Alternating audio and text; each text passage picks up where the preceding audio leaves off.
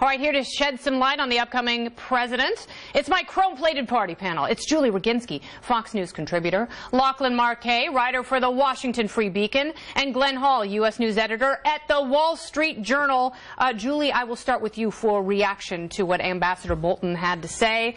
Do you think he is one of the most dangerous and evil men in America? Well, I love John Bolton. I think he's one of the funniest men in America, and if you know him personally, you think he's a great guy. Yeah. However, he would not necessarily be my cup of tea for Secretary of State. Yes. Now, a little too trigger happy. Although I love you, Ambassador Bolton, doesn't mean that you can't be trigger happy. But it would be. I mean, it would be a different direction in that we don't normally associate our secretaries of state with being hawkish. We consider them to be docile diplomats who go over and smooth ruffled feathers and say nice things. Right. And I don't mind being a little hawkish. Actually, I'm a little hawkish in my own foreign policy. I just have a big problem with potentially trying to threaten to nuke or to otherwise bomb every single person that looks at us the wrong way. That's just me. Now, I have a close friend on the left who texted me last night and was very upset about the announcement of both Priebus and Bannon. What do you think it says about the Trump administration so far? You know, Trump has been sort of an etch-a-sketch throughout the campaign, to use a metaphor from the previous election, in that he often, you know, the reason he contradicts himself so often on policy questions is he's basically saying,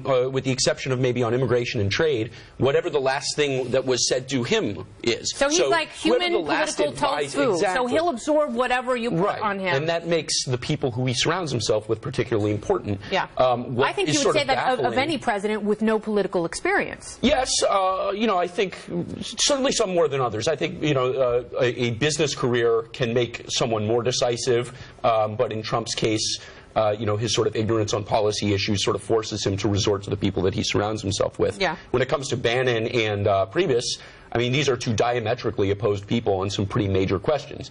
You know, Bannon reviles Paul Ryan, for instance, and he's close friends with Reince Priebus. Mm-hmm. So, you know, how that shakes out, you know, I think Bannon will be the one. That makes Paul Ryan the monkey in the middle, doesn't it? Well, I think Bannon will be directing the ship, and then Priebus will be sort of steering it. So Bannon will be handling questions of what do we do, and Priebus will be handling questions of how do we do it. Yeah, and you have to have a particular personality in order to be chief of staff. Does Reince Priebus have that? I mean, you have to be able to manage so many different types of personalities. You have to insulate the president.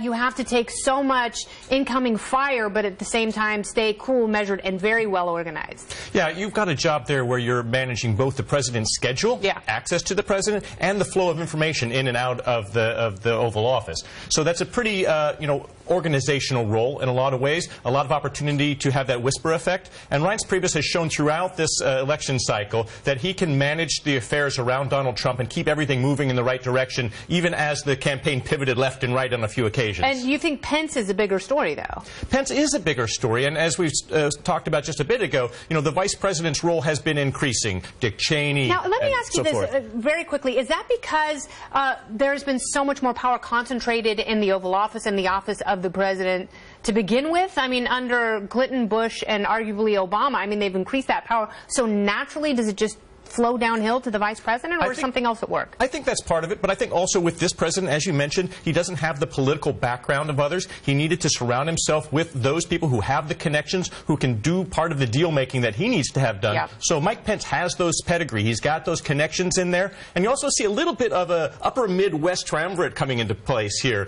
You've got from Wisconsin, the Speaker, Paul Ryan. Yep. You've got also Reince Priebus, a Wisconsinite, and the Vice President from Indiana. So there's a new shift outside of Washington. Now, that's very interesting. That's also part of the country where President-elect Trump did very well. So perhaps that is not accidental. We got a lot